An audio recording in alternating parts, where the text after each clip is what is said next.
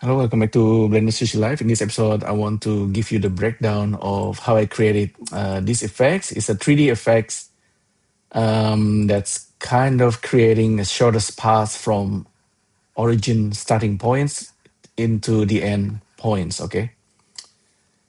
Previously, I made a video. I think I didn't record the sound and the video stops halfway.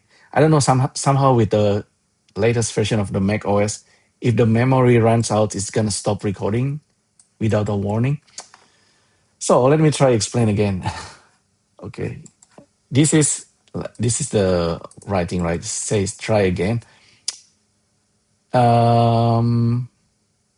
First of all, why is this letter getting cut? I wonder why as well. I think because of this less than. Originally, I set this to 0. If I increase this, you can see it's cut. It cuts the text. If I go lower, I get the try again, but this one missing the end.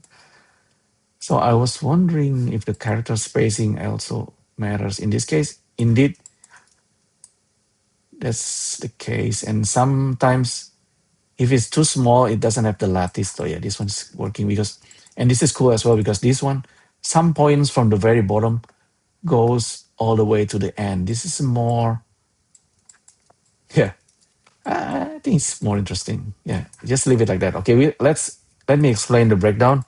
We have 3 different nodes because the last part is the one that's doing the find the edge path that's nearest from one point from the start to the end.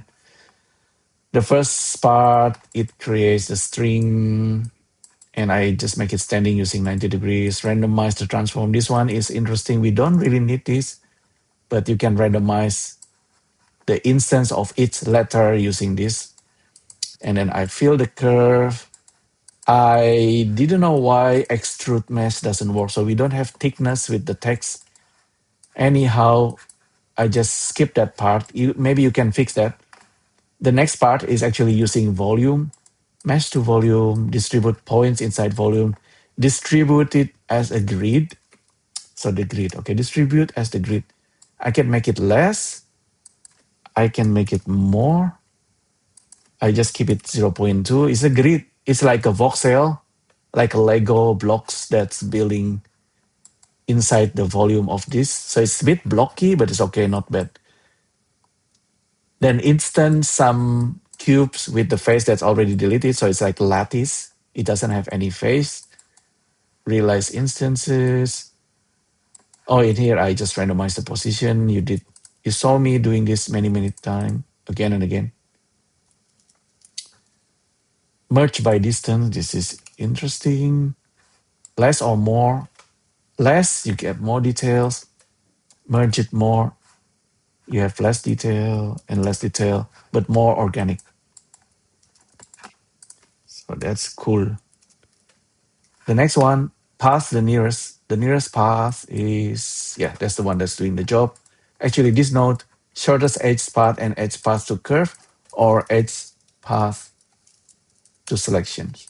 Whichever you use, you're basically telling Blender, pick some points that's the end vertex. It's gonna go backward and then give points that's gonna be the start of vertices. In this case, I say index greater than 0. That means like everything pretty much. You don't actually need this.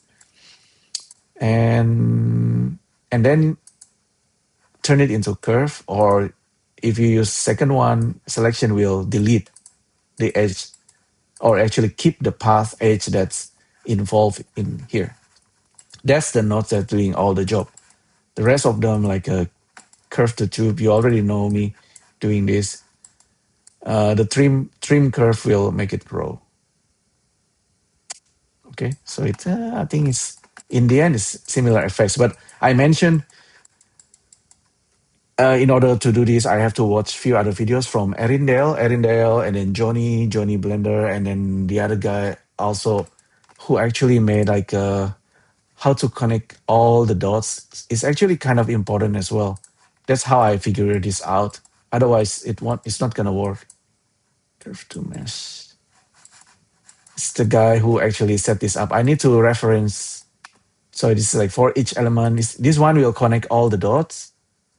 Let me reduce the amount of voxel density and then try to connect the dots. Yeah. Connect all the dots as the curve.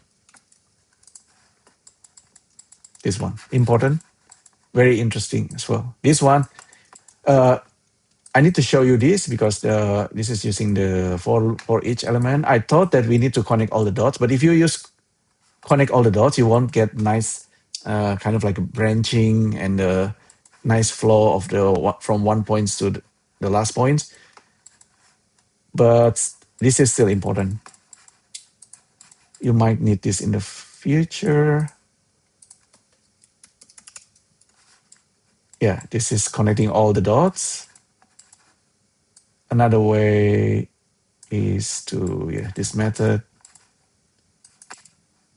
I tried all, like edge length, but the one we need is shortest edge path and edge path to selections. And then we randomize this using Voronoi or noise.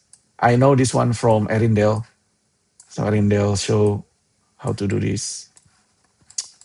What Johny shows to me is the lattice part is important also. The lattice and then merge by distance to give more organic look to the whole things. It's basically from one point trying to find the shortest edge path to the rest of the points. That's why this works. All right, so hopefully you find this useful. You need to try doing this without looking at my video. That's why you're gonna learn something. Otherwise, it's gonna be like a nothing video. But I know some people also might try to make another YouTube video based on this and try to explain it better. Try it in your language. It's gonna be fun anyway. Yeah, hopefully this is still recording. Yeah, and yeah, so it's become nothing video become something. Okay, it become a blend file geometry nodes, and you can share the knowledge. All right, thanks again for tuning in, and I'll see you in the next video. Thank you. Bye.